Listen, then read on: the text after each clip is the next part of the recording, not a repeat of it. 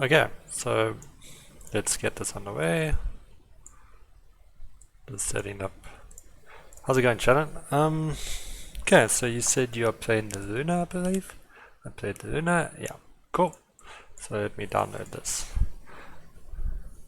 Well, hopefully your games have been going better and stuff. We'll dive in and see. Always weird doing a recording over just speaking to the student, but it's fine. You see you threw the game at the end. Okay, yeah, so Luna is like a hero where if you die a few times in Luna, it's almost impossible to come back in the game because it's kind of like a hero that farms well and it farms really well. But once you die like 2 or 3 times, your game is like really over in terms of like it's really hard to regain map control and stuff as opposed to other heroes. So it is a problem with her because then like your team has to run around with you. So with Luna, you should tend to play less risky than other carries and like play like I'd say I guess more stable and less. I mean, for lack of a better word, less risky, right? Because we don't want that situation where you die to happen where you can then lose map control. And the reason for that is it's just the hero can't really engage very well by itself. It kind of is reliant on ulti and it's reliant on your team. So you can't really just find someone so pick them off or something like as you could with traditional carries. So it's a bit of a weirder carry, but I'm fine with it. It does farm it really well. Anyway, let's jump in. So I'm also just drinking tea at the moment, so if you hear me, I apologize. Okay, starting items, let's see what you get. So first thing, you're not running out of the fountain immediately, which means you don't utilize strategy time.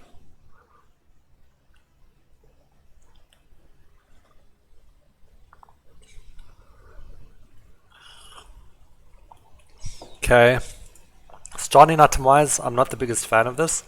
So I like the stats, the circuit and the branch.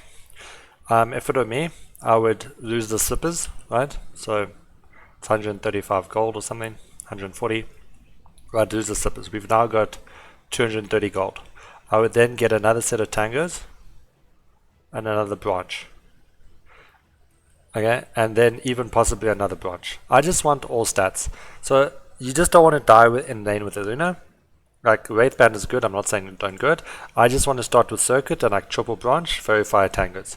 The reason being is now I've got a lot more stats, I'm a bit tankier, and the chance of me dying is far less likely, and I'm still going to build that into a wand and a Wraith Band anyway. Okay, that's just my preferred. I don't just like 3 sets of tangos, I think it's a bit too little. Because then your first courier usage has to be more regen, but now you're putting yourself in a position where you have to go for a Wraith Band first, right? So you kind of want to save for 210 gold, but now you want to save for more regen as well. So I don't know, it feels really clunky when you're forced to have to save that much on your courier before you can use it for the first time. Cool.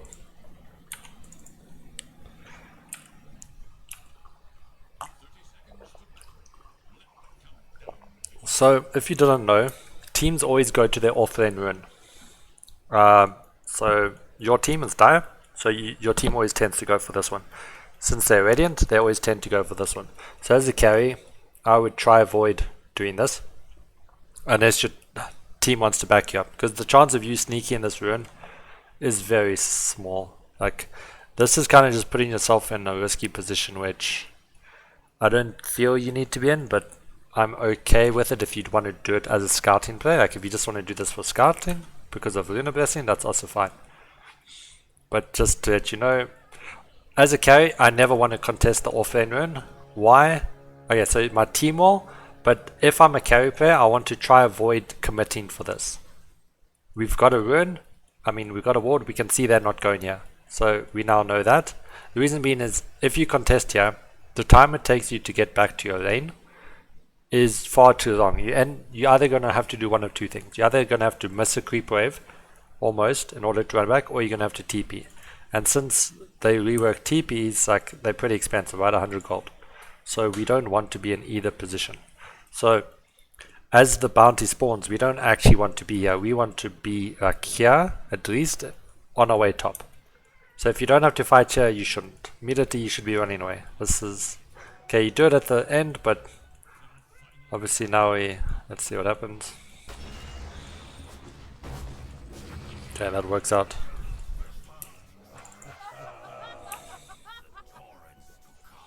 Okay, we do miss creep, but that's whatever we did. Did we get the kill? No, we didn't. Okay. First thing we need to talk about, Courier is not here, which we spoke about last time. Okay, so as you said, I'm going to be mentioning a lot of the same issues because obviously repetition, right? It's the best way to learn. I'm not going to tell you something once and you're suddenly going to just master it. So when we do these sessions, I am going to have to re-talk about some things. So Courier starts here. Again, it's just your first Courier usage saves you like 4-5 seconds. Next, we don't have anything in our quick buy. Okay, this is really bad because now we're going to have to open up the shop in the lane, and I can almost guarantee when you open up the shop there's going to be something you should be doing that you otherwise are not going to be doing anymore because we are trying to find the items we need in our shop, right? So that's inefficient. I'm going to briefly go over this again, but what we need is we always need to put our solve there. Okay, then if we need a mango or not, depending on the hero, you can queue the mango if you want, because you will need it when you get level 3. You should have level 2 Lucent Beam, and that's when you should be using it, but I don't expect you to rush it. Okay, the next question we ask ourselves is stick. Do we need a stick, and do we want the wand, right? I can't remember if we spoke about this, but stick is an amazing item. Wand, you don't need to rush wand unless it's a very good wand game. But in most situations, a stick will just suffice. If you want to go for the wand upgrade, that's also perfectly fine, but generally you're going to get stick. Then you're probably going to finish like Wraith Band, Brown Boots, and then complete your wand or something. So I'm just saying you don't always have to complete it first. But so we talked about the 2 regen, we talked about the stick. After that, what I always want you to queue up, if you start with a circuit or a slipper, then you need to queue up your Wraith Band, and then we queue up our boots. After that, what I always want you to do is queue up another set of tangos, because by the 5-minute mark you will most likely need another set of tangos, almost guaranteed. And I'm pretty much happy with that. If you, depending on your build, I don't know if you go mom or not. So we do go Mask of Madness, which means you could then just queue up the Mask of Madness at the end, right? That's also fine. But already problems we have itemization. We don't have a wand. We're only using like 4 out of the 3 items. Even if I go here, again we're using only 4 slots. I'm not counting Verify. This is not like a slot. So 1, 2, 3, 4. We're using 4 out of our 6 slots at 19 minutes.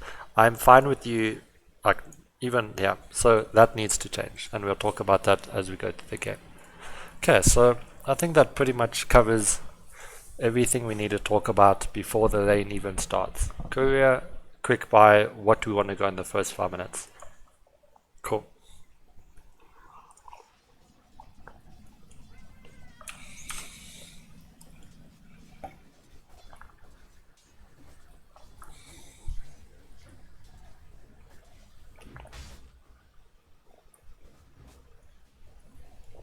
Okay, so I like the attempt on the pull. It is almost perfect, just unfortunate.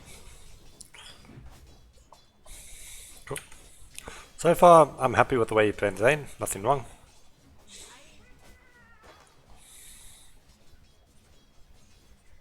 Okay, deny you could have got. You're both getting stunned by this bad positioning. Like if we go here. Alright. Look where I'll do this. We then like stand here. We're not aware of this factor. Like there's no way we should both be double stunned. 2 ranged heroes stunned. That's kind of just, that's very bad positioning. You should have at least run over here when you got that.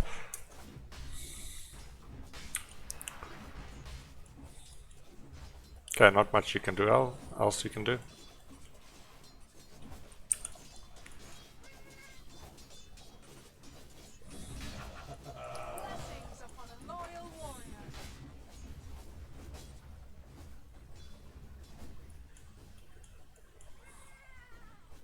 Okay, so this is going to be a little bit more advanced, what I'm going to talk about now. And good supports are going to punch you. So if this ever happens to you. Okay, so I'm going to use just a, I don't know, yin and yang metaphor, right? Yin and yang like balance. So if we look at creep wave v creep wave, like our creep wave versus their creep wave. And what I want you to do is just compare the health and the amount of creep. So we've got one range creep, they've got two, right? So already there's a difference there. We've got 3 creeps, they've got 3 creeps. Okay? We've got pretty much 2 on full health, they've got 3 on full health. We have 1, but let's just call it 70%, right? So already we notice a huge discrepancy in total health pool, because if let's just say each creep has 500 health. If this is 500, 500, 500, they've got 1,500 health and like HP.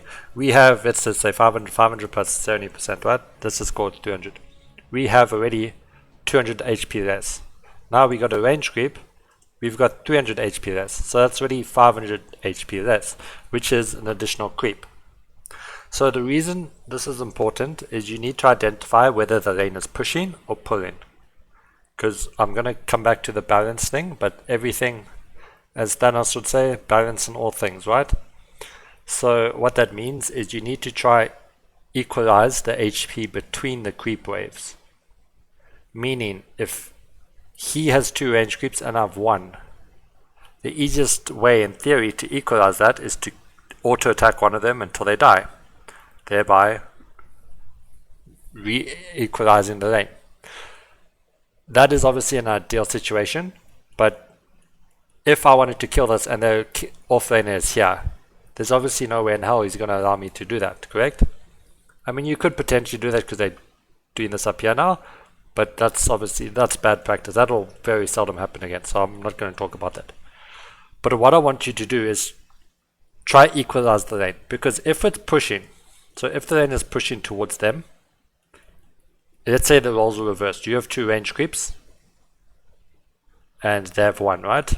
There's only 2 things you can do with that.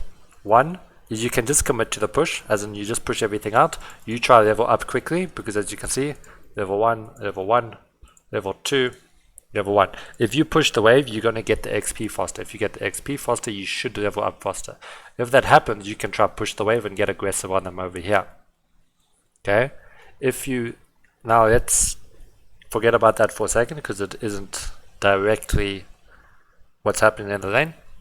If the lane is pushing in towards you and you don't do something about the equilibrium, meaning you don't try to balance it out, you just let it happen, what tends to happen is your creep wave dies very fast, because they have the additional creep or HP pool in my example. And what's going to happen is that essentially a quote-unquote double wave is going to hit your tower, meaning that this creep wave stays alive long enough to meet up with this creep wave, and then they push under your tower, which happens here. Okay, let's see.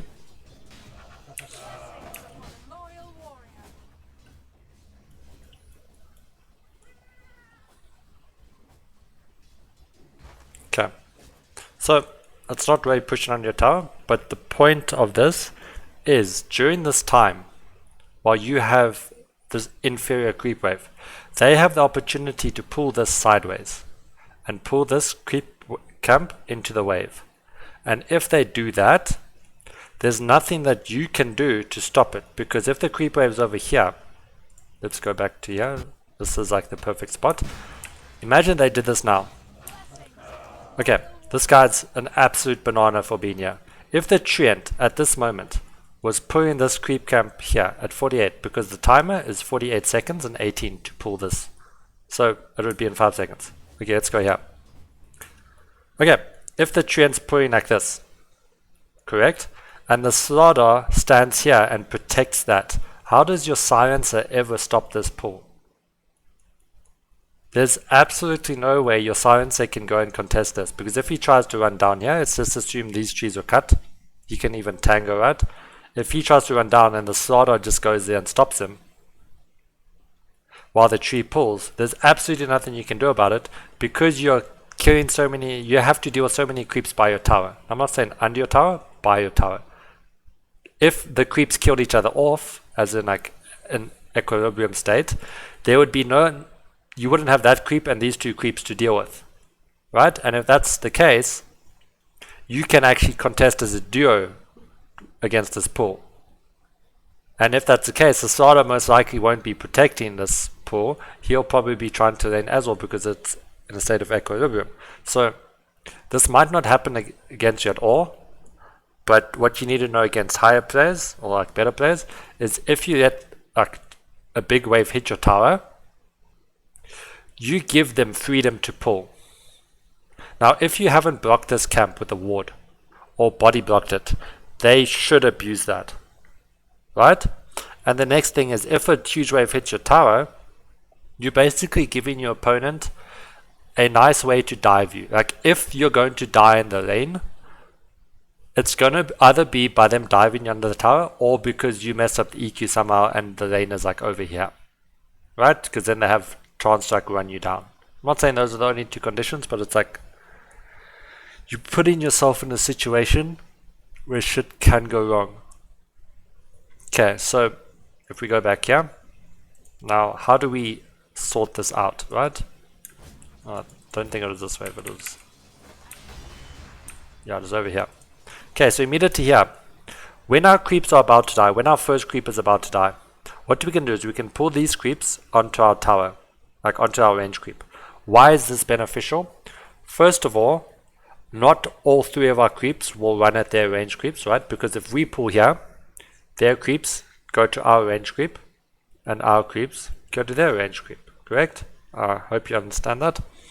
Because if you pull naturally without any other external forces, that's basically what will happen. Now, these three creeps will kill this, and your creeps would kill that. But because you pull in when the first creep dies, only two creeps would go into that. But if you look at the HP pool, their creeps are still super healthy because of the whole HP pool thing, because they have more creeps hitting, right? They have literally more creeps hitting, so your creeps die at a much faster rate. Thereby, if you pull these three creeps onto here, your tower now helps deal with them, which is how you get the equilibrium between the creep wave, the HP pool. Because if we look at the HP pool now, these two creeps are nearly dead, those creeps are still like full health. It's a much larger difference than it was 5 seconds ago. Okay? Now if we pull these as the first creep dies, the whole point we do it when the first creep dies is only two creeps now go to their range creep. And if only two creeps go there, we don't have to worry about both these dying. Because if all three creeps of ours went there immediately on full health, both of these would be, we'd have to deal with them both, which means we could Lucent Beam the one, but we wouldn't be able to Lucent Beam the other, which means it's 100%, almost like, it should be a guaranteed deny for them. So if we just pull when one creep's about to die, first of all, these creeps go here, and our creeps go there. What is the Slardar going to do then? If these creeps go there, and our creeps go here, he's most likely going to try farm them over here. Which means you get to farm these three creeps uncontested under your tower, with 69 damage. Well, you should be able to farm the creeps 100% under the tower. If you can't, that's something you need to work on. But you can't play carry if you're not confident to farm under tower. It is really important to learn how to farm under tower. If not, not saying you don't, but yeah. Okay, then you can always Lucent Beam the one, right? So it takes away the fact that they can dive you. Why? Because if you farm in here and Sardar's farming here, he's not going to be diving you, right? And if he tries to dive you, you can further pull the creeps back, but then he's going to miss creeps. Like, he's never going to do that. So it takes away that opportunity of them diving you. Now, the creep wave is, this whole creep wave is going to die very quickly, right? Because these creeps will die into the tower, along with this range creep which you deny. We can then Lucent Beam the one range creep, and we'll have enough time to kill the other, which means this whole creep wave just kills itself, essentially. Which then doesn't put us in a situation where, over here, if the Treant was pulling right now, and everything here was dead, we now have the opportunity as a duo to go contest that. Right? They can't just do that, because it's really hard for them to get a pull. It's almost impossible. But with this situation, they could. And it's purely because this guy is not, he does not acknowledge that. This Treant should have immediately, when he saw the double range creep, been like, hey, I can pull. But look what he's doing. He's hunting, which is bad. Okay, anyway. Like the TLDR of it is basically always try to keep the lane in equilibrium. If they have too many creeps, you need to find a way to like hack them down, essentially, to kill them. If that means you have to auto attack creeps to regain the equilibrium, that's what you do. If you can pull them under your tower to farm them and let your tower do that work, then that's what you do. But very important, we try to do that, because we don't want a situation where they just pull and abuse this. Because if they pull this, you basically are going to get denied a wave, and they potentially can farm this. So it's really bad if they do that. And we spoke about the carry box being here, I believe. It takes you out of the carry box, right? Because if they're going to pull this camp, it is almost 100% going to be when you're farming in the carry box. Okay? It's very hard for them to pull this if the EQ, the lane equilibrium, is like over here, right? Like, that's impossible. If it's over here, it's like, again, impossible. The EQ of the lane has to be in this carry box in order for them to pull. So like, yes, this is the most comfortable spot for you to farm, the safest, etc. But by being here, you need to also make sure that the creep wave is always equal, so that they can't just do this easily and uncontested. Okay, so I know we've talked about this a lot, but it's a very important like factor.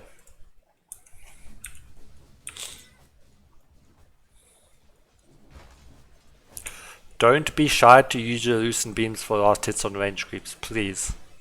Very important. I'd rather you waste all your mana and get every range creep than miss them all. That can't happen. So over here, right? First of all, this is now a problem because we're attacking the back creep. Over here, there's no need to attack that. Why? Because as soon as we attack it now, we put it in deny range. Which creep is going to be attacked first by our wave? This one.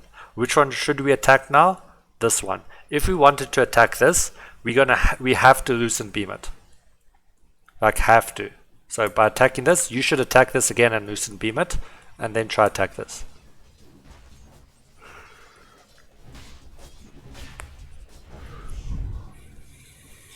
Okay. Again, lane is not that equal, but if we deny this and kill this, this creep will go on the tower and the tower will kill it, which will then make the lane equal. So even though now you would be like, hey, lane's not equal, this creep will go into the tower. But again, it's a similar situation where if they had to pull now, do you see where you are if they had to pull? Nowhere near to contest. Because again, there's a creep wave on our tower. So just be careful. Like, it's kind of a weird thing to explain because an immortal player would be abusing this, right? Like every day of the week. If you just kept the lane like that and you did that, an immortal player would be abusing it. But if we look at like that ranking system, right? You're a legend. Which means support players don't really always know what they're doing. I mean, I'd say even up until Immortal, a lot of Immortal players won't even do that. Because a lot of people, like obviously in ranked and stuff, a lot of people just queue like all roles and sometimes they just get support. But regardless of that, not everyone knows when to pull this and about this timing and about the mechanic. So higher tier players will abuse this a lot more. But I understand why you're doing it, because if they have the HP, if their creep wave has more HP than yours, then the lane will never push. And you're happy with that and content with it because you're like, hey, I can keep the EQ here. But they're not doing what they should be doing. That's why you're getting away with it. So it's like a hard thing for me to coach, like, because you're still doing fine in the lane and you're farming, but they should have pulled and abused that by now. Okay, perfect harass.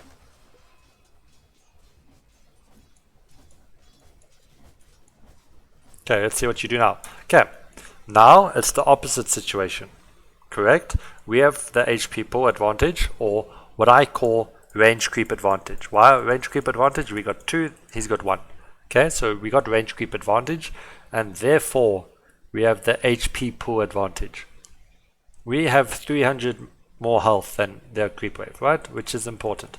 So this comes back to what I was saying earlier. We have two things we can do now. One, we can just full on push the wave, like just auto attack it and push. Why? Because the wave is going to push.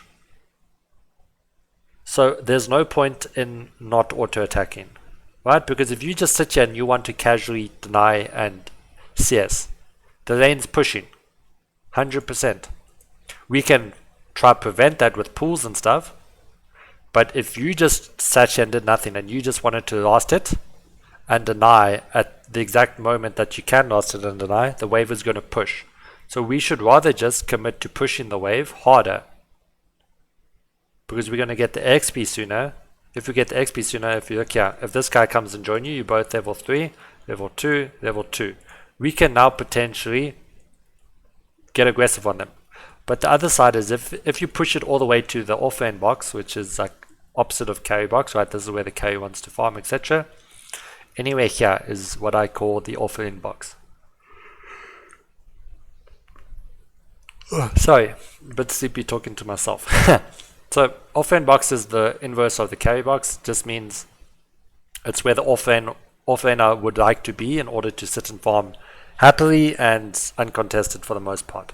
Now, whenever you want to do a pull, it's most likely going to be when the creep wave is in the offlane box, because again, it just doesn't work if the EQ is here and you want it to pull. What's the issue? You're just going to get bombarded under the tower, right? But because your creep wave just isn't there.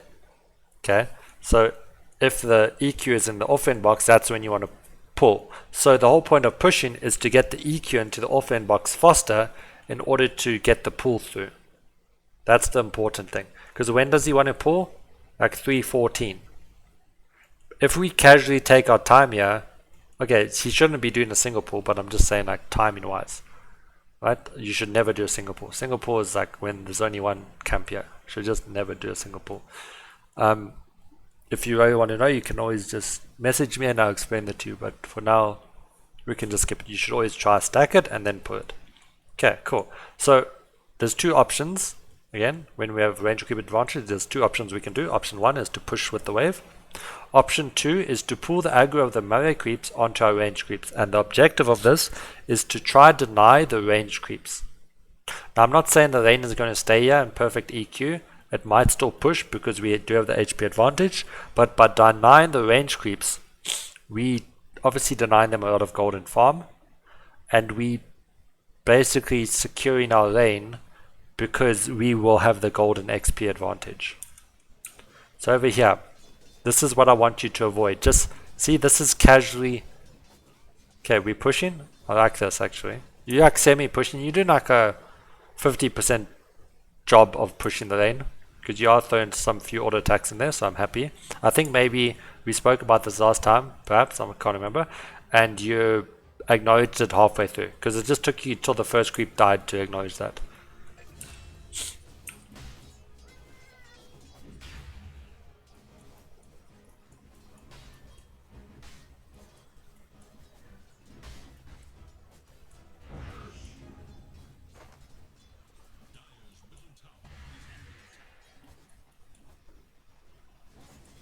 Okay, see, now it's in here. This dude should have pulled up, but he had more than enough time to pull, right? Like this dude.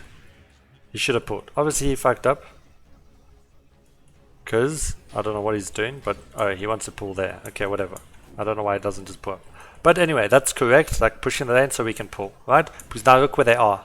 And if this tree tried to stop you, you know what you'd do? You'd run and stop the tree with the silencer. So you both would hit him.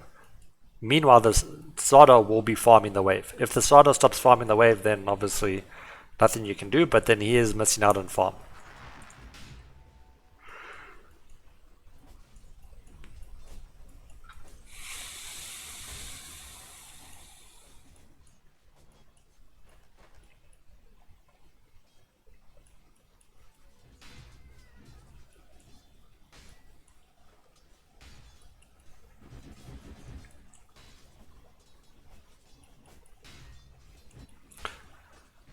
Okay, we could do this better. So the idea is correct.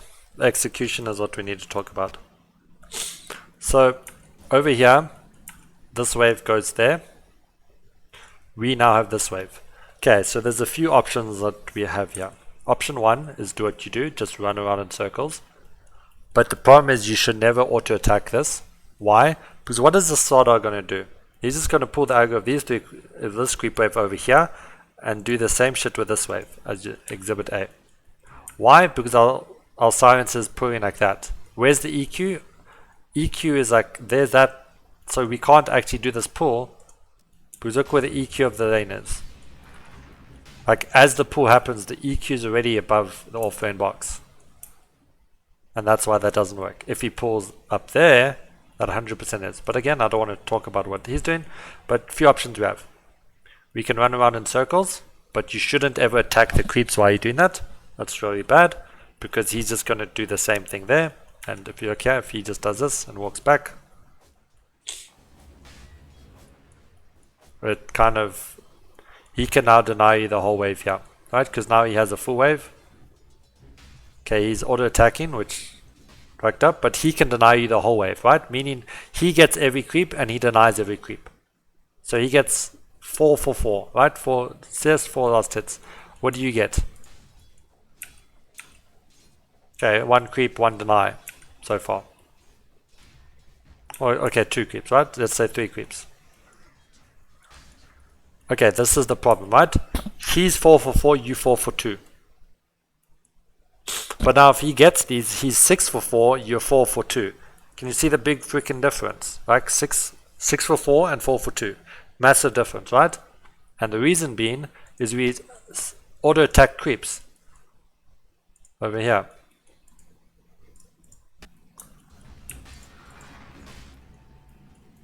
We auto attack once, auto attack twice, 3 times. Then we attack this, right? All those auto attacks add up, and that would be the discrepancy. Okay, so that's option 1 where we just run around here. Option 2 is my favorite, if you can, is you take your creep wave and you run like this, where my mouse cursor is, right? You run, just follow my mouse cursor, you run like this. And we run like this. And we bring the creep wave behind our tower. We don't go past our tower because our tower will hit it. We run around like this and we bring it over here. Because look how much time we have. The creep wave is over here. If this creep wave was like over here, obviously then we wouldn't have enough time. So we look at where our creep wave is, right? We have enough time to run over here. Why is this important? Because then we can potentially get every deny and every last hit. We can potentially go 4 and 4. Because the Slardar is going 4 and 4. Why don't we go 4 and 4? Because if the Slardar goes 4 and 4 and we just go 4 and 2, again, then it puts him at a 6 and 4 and us at a 4 and 2, right? That's literally 50% more CS he gets and double the denies. That's insane. Okay, even though you have 1 creep here on no health, we can work with that. How do we work with that? We make sure that this creep here does not make contact with this creep wave first. So you'd try push it so that this creep is at the back. Meaning that you just stand there. As soon as this starts attacking you, then you continue running, and then these 2 creeps will overtake it and chase you, right? That's how you could make sure that you could pretty much still get at least 3 denies. Okay? The last option you can do is that you just run with the creep wave past your tower to there. But you should only do that like if they're chasing you. But the chance of that happening in this situation is almost 0. So I don't think we need to talk about it too much.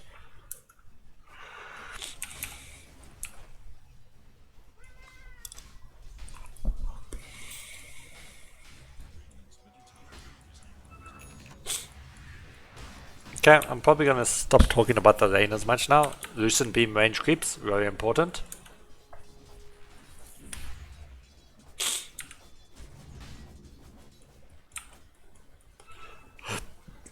We don't have wand, that's also a big factor. I don't like going glove second, by the way. It's your personal choice, this gives you damage, but I prefer the Band of Elven, because if we queue up treads, right? What happens when you queue up treads? It's always the same. Boots, gloves, belt of strength. But what can we get with treads? We can replace the belt with either a robe or Band of Elven skin. Now on an Agi hero, I'm more inclined to get this first. Because the attack speed is nice, but unless you're trading into them, and what I mean by trading is like you constantly hitting them, right? Then gloves is better. But if you're just last hitting like what you're doing, this gives you more damage. So it gives you better last hitting capabilities. And then you can still go for the other two, right? Just an example. But again, we need a wand. I don't think you can play carry in this meta without a wand. Like, or at least a stick. I think it's too important because it's like every carry is very brawl heavy to the point where I think you need one.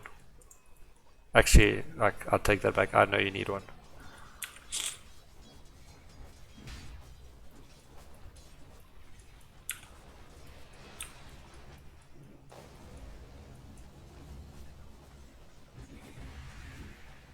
Okay. I'm gonna speed things up now.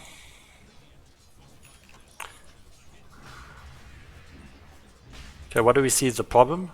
Their HP pool is way higher than our Creep Wave's HP pool, so we should be pulling under our tower and farming.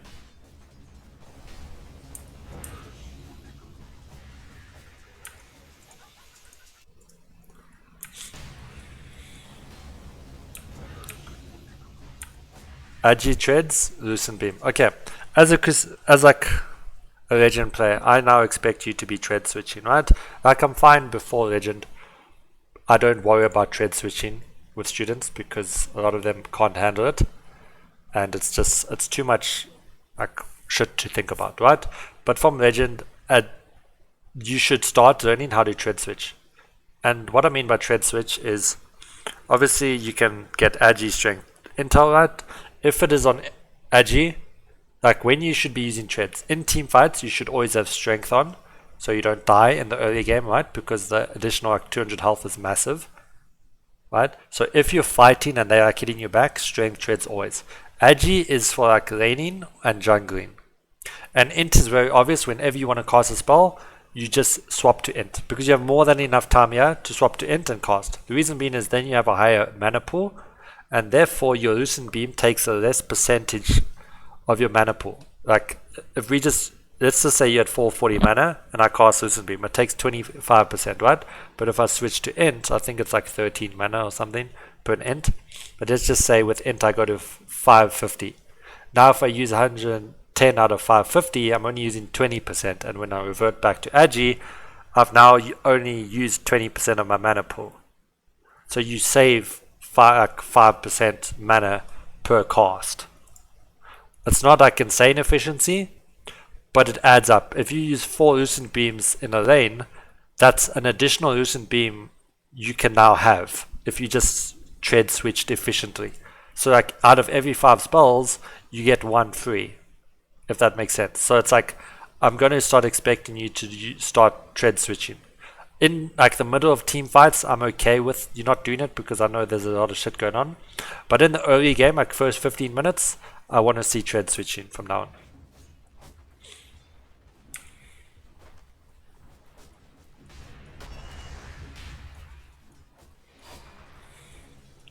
Okay, we'll talk about skill build and item build now, but I'm not happy.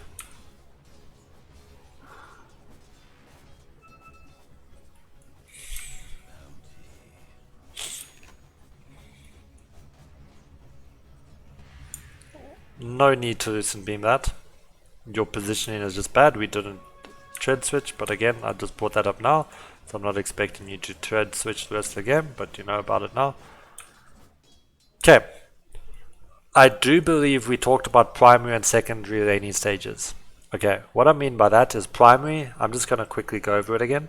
Primary is when you want to sit in the carry box, right? You want to last hit and deny as best as possible. You don't want the lane to push.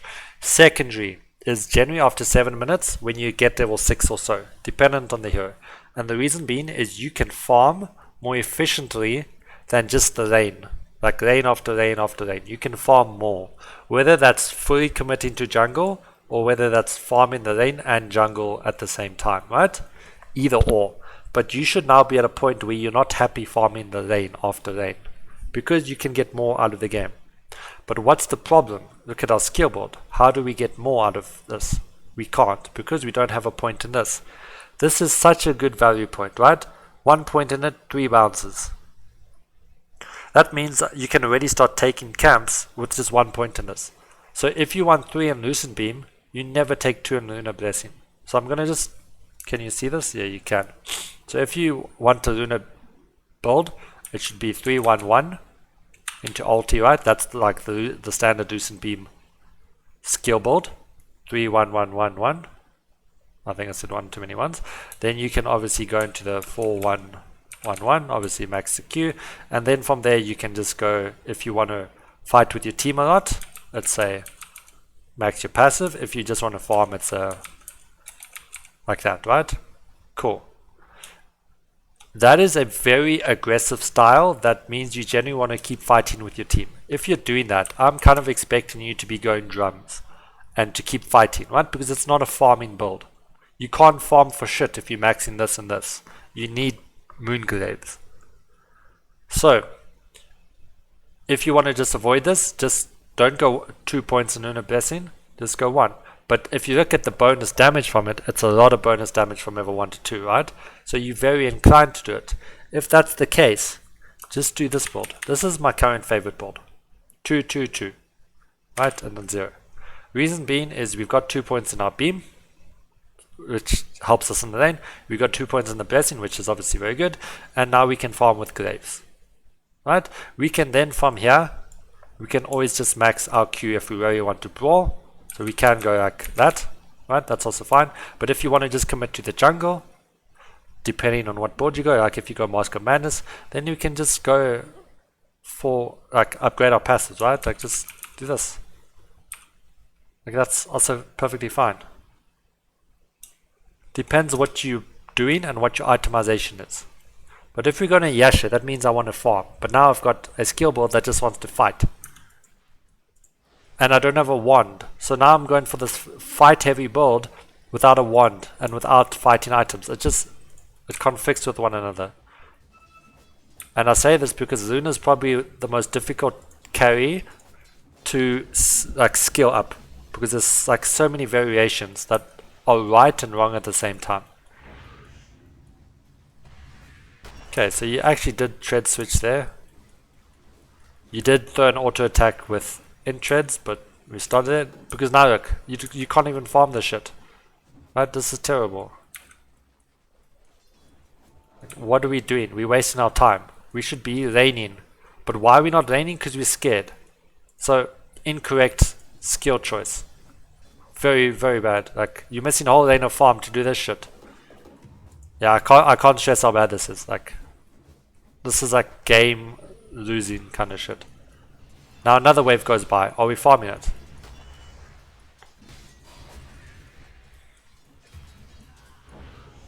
Okay, Travels Rush on SF.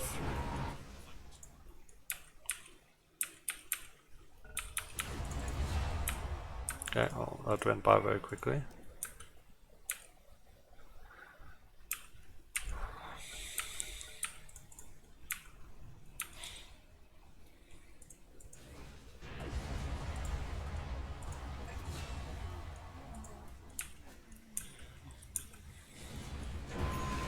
Yeah, well done. I'm interested to see what you skill at level 7 now, because maybe you realize that.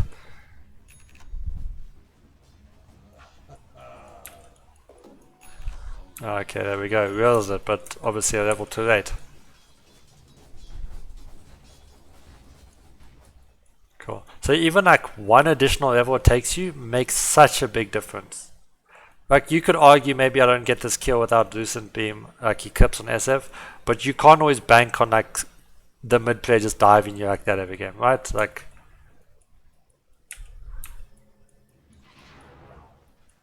let's go farm the camps. Cool. Should always push the lane before we jungle. Always, always, always, always. If you can't farm this before this, you should be farming here. Because what's going to happen when you farm this without pushing this is the Pos4 is always going to run at you. Now you're going to have to swap between farming and fighting while this guy's just getting complete free farm. and it just becomes highly inefficient because look how much damage we're now taking. Now this guy's having to try to protect us. Look how much, like, it's hyper inefficient. So in future, if we want to farm this camp, we only ever farm it if we push out the lane first. So here, we have two options, right? Go push out the lane and then farm this, or we just go commit to jungle, 100%. But you should never be farming this camp before lane. Like, you can go farm any of these camps besides the lane, right? That's fine, because this is like full jungle. But this camp in particular, never. Same thing if we play in Radiant. You can never farm this without pushing the wave. And the reason being is if you go push this wave, your wave will then be under the tower. If they're farming under the tower, you then have freedom to farm this because they can't then contest you, or it's very, very hard. Or you can see it coming a mile away. Right, so particularly with this camp. Okay, I like the way you hit and run back.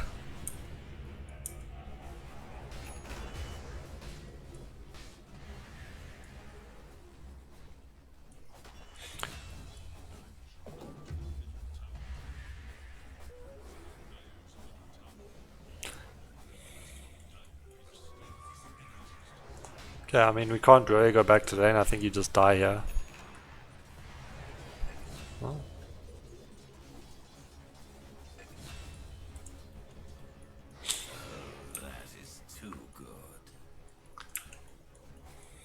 Okay, so again there's a wave here. It's not under the tower, which means you need to push this wave out before we jungle. Efficiency wise. But this is okay. If you wanted to commit fully for the jungle, that's fine. What I want you to do is try hit one camp and then run to the other and then farm them both. Because look at the bounces. You got 5 bounces, right? Which means there's 3 creeps there and 3 here. So we can hit every single creep. But never try farm one camp at a time. That's the benefit of Dire. Dire jungle is easier because of this. On Radiant, there's not really any place to do it. Like we can't do that and that, and we can't do that and that, right? The only place we can do it is that camp and this camp. We can farm them both at the same time in Radiant. Dire, we have a lot more options because we could do both of these at the same time. And the biggest thing is these 2 camps, and these 2 camps are so close together. So if you have like a hero like Dusa, or even like Storm Spirit, I know you, like that's a mid hero, but even, you know, right, like you want to be farming these together. So if you farm this and this together and then go stack that, that would be the most efficient thing you can do in this jungle at the moment. But I can guarantee we're gonna, yeah, so this just takes longer, right? And now, do we stack this? Okay, we just got it. Actually, okay, so end of the day, it doesn't matter. But, if, like, you just made it. Okay, cool, so we're doing this. Okay, so now we have to go to the Ancients after this. Okay, level 10, we didn't take the attack speed. Why? If we're committing to jungle, why don't we take the attack speed at 10? Because we took 3 points in this. And we want to max this. Why do we, like, do you get what I'm saying? Now it's another point where we're missing 15 attack speed for a whole level because we did 1 level of incorrect leveling on the Luna. Which again, speaks efficiency. Farm them both at this, okay, there's no camp there, but not the end of the world. Yeah, okay, the fact you ran there and saw that there is obviously shows you didn't know that, but again, we should try farm them together. Okay, cool.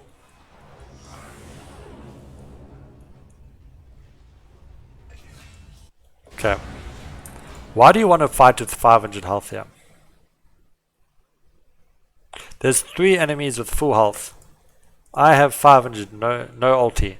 You should be literally running back and like TPing away or just farming away. There's no reason to take this engagement. If your team dies, so be it. As I told you with Luna, like deaths are the worst thing on this hero. It's better for your team to die than like you try save them and then maybe you die.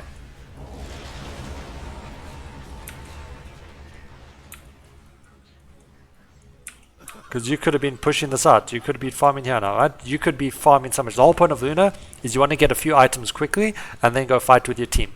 But if you die, then you suddenly like you can't fight with your team because you're behind. So don't try to save teammates for that. Okay, mid farm. Why are we going back bottom?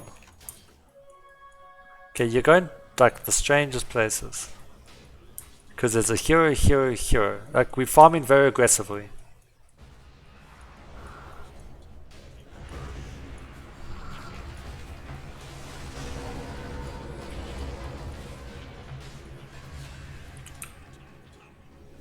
It works out, but it's like it works out, but it's so risky.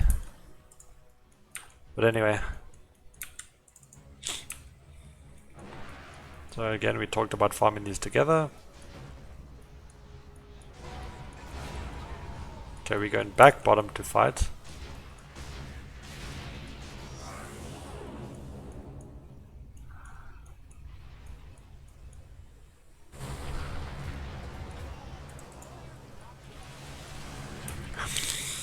I don't know how this is going so well for you, but it is. But in general, like with these items, it's very hard to fight, but I mean, it's working. You don't even have a frontliner. Really.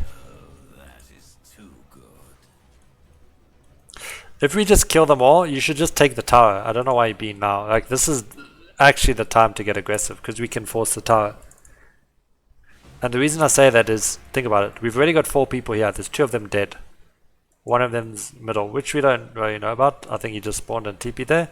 But how do they stop us from taking this tower? Right, it's like, it's free real estate, quite literally. Now, the fact that we're not taking it is really bad, because if they had to TP and defend here with that tree, suddenly they just live in armor this backup and we don't take the tower. Which is probably actually what happens.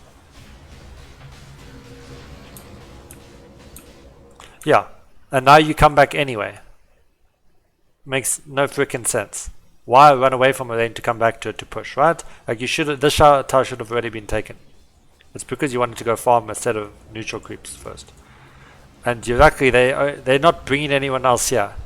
Okay, they TP in late. But they should have been here way sooner and defended that. That shouldn't have been a tower.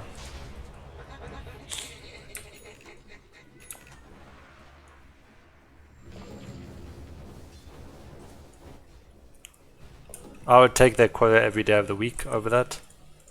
Like, that little bit of lifesteal, you've already got lifesteal, right? So, not the end of the world. Okay, where are we running? Like, we're running towards danger. Like, I'm going to talk about farming patterns now, which is going to be very important.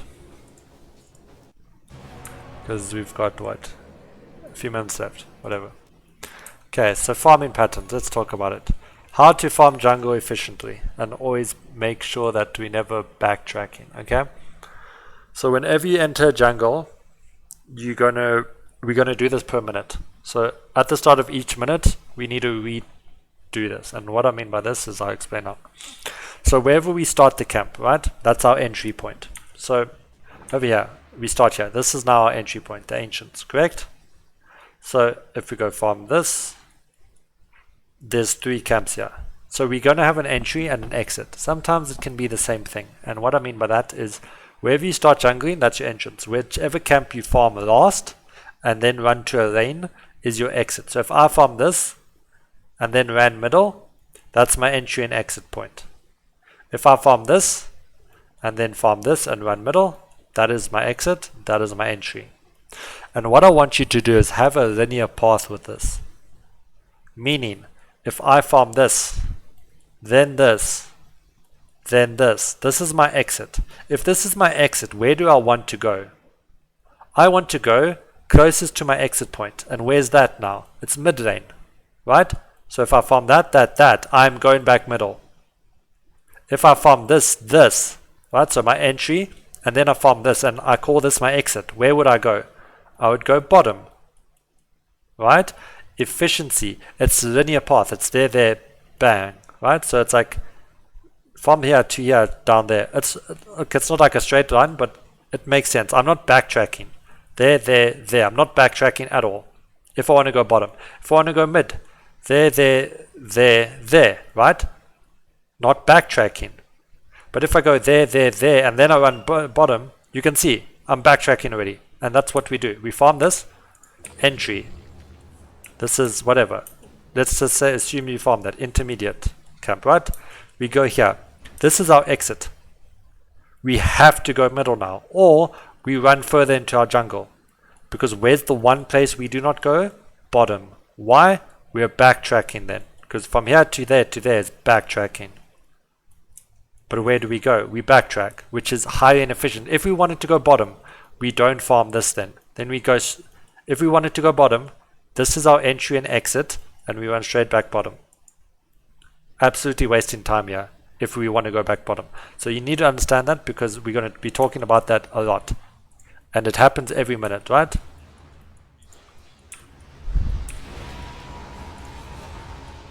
Again, your playstyle is very aggressive. Like, you want to try fight when you have these items. But Luna, think of it this way. You want Mom, you want Manta, then you want your BKB. That's when you should be fighting. You should try avoid fights until you have that. Like over here, the power of Luna. Let's look. Because first of all, we're inefficient with the backtracking. That doesn't help. If we want to push out this lane, let's look at Fog. Who can we see? One person. Which he's shadow bladed, so we can't actually see him. Do we see anyone else on the map? No. Okay. This is dangerous. And I'm not just saying that because I can see it, but like, you need to acknowledge that if you can't see anyone else on the map, should we be pushing defending towers by ourselves? No. We should be using Manta, send the Manta images to push and then we back off. But look where we run. We even run in front of the tower. If you want to defend the tower, you should be back here. As soon as the creep wave gets to the tower, we then loosen beam the one creep, and then the creep wave will run back towards the tower, which means we can farm it over here. That's how you should be doing it defensively. Why? We can't see anyone on the map. But we can't see anyone on the map, and we run in front of our tower. Now we see people, and obviously we're dead. So positioning, not looking at the map. Not using our Manta to farm or not waiting behind the tower, then loosen beaming it to run forward. But again, entry, exit, running backwards, backtracking. Okay, I like the way you don't TP out of base when you respawn. Again, why are we running bottom? Again, bottom is very dangerous, but again, you like it, so. If we're scared, what should we do? Pop Manta, push with Manta, go farm, or run back here, or go try farm this with our hero.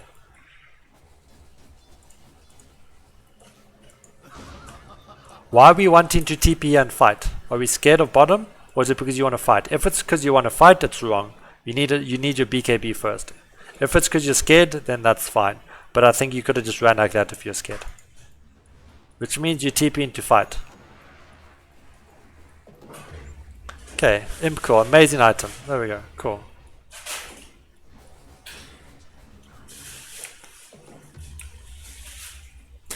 Now this is the problem with TPing. If we don't have TP when we want to split push, it's impossible. Why? Because normally we could push, we could push the next wave, and then we could maybe Manta here, push with Manta, and then TP out from here. But when you do this TP thing, we don't have that option, which means you have to think of it this way. If you don't have a TP, you tend to stay near your tower. Now the problem with that is you never get to push properly, and if you can't push properly, you can't create space for your team, right? So be very careful about your TPs. Like, don't just waste them on carries. Like, they must obviously have a good point. But as you can see, because we don't have a TP, we're playing towards our tower, which means this lane never gets pushed out. Like, you'll push this wave out, but we ideally want to push the next one out.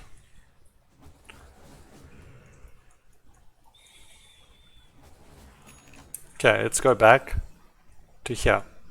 So entry, intermediate, exit, right? Cool. Where do we go? We go mid. That's perfect. That is an efficient form of jungling.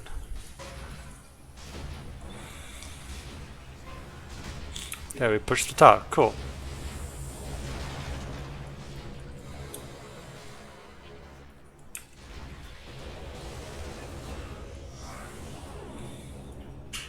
Okay, perfect.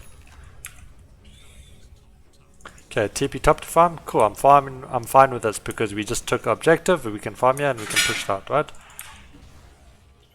But what should we do? We should push the lane first. Why do we default to our jungle? you should always try push and prioritize the lane before jungling. Unless you feel you can't do it safely. But over here, we just took a team fight middle. There's no way they would be over here by now. Zero chance. If they are, they absolute bananas. Okay, so that means we should push this wave out, even if you just push it out with Manta. If we're going to be using Manta a lot to push out lanes, we're going to have to carry a lot of clarities. But this lane can't not be pushed out. You can't just default to jungle after doing this. That's like unacceptable. Because now look, this isn't being pressured, right? Because if this wave goes on the tower, they pressure to TP and react to this. But because we're not pushing it out, they don't have to react to it. Which means we're not drawing a TP away. We're not drawing their attention away. That's really bad. But as you can see, no TP, we tend to play towards our towers. Look, we went from there to there, right? Okay, so let's see here. Start. Okay, that's our start and exit. So if it's our start and exit, we kind of can go where we want.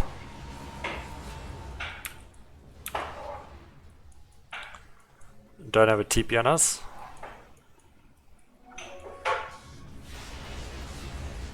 Why is this happening? Because we didn't pressure top, we didn't force a rotation here from one of them, and because of that they are fighting us as 5. If one of them had to defend top, they wouldn't be here as 5 and your team wouldn't be dying. All these deaths here, like yes they could avoid them, but you could prevent most of the shit if you just push this lane out first.